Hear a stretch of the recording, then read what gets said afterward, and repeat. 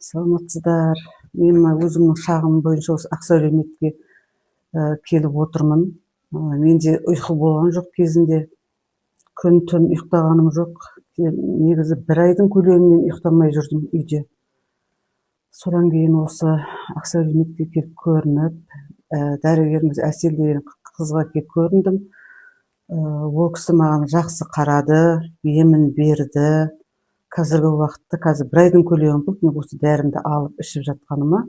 Аллаға шүкір, басымның ауырғаны қойды, тыныш ұйықтадым.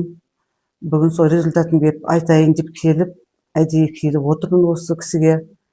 Аллаға сан шүкір деймін. Миым да тынышталды, басымның ауырғанын да қойды. Қазір шүкір жақсымын. Егер де осындай сіздерді ауыр мазалап жатса, осы кісіге келіп көрініп, емдеріңізді алсаңыздар, ешқандай өкінбейсіздер, бәрі жақсы болады екен. Шүкір Аллаға, жақсымын.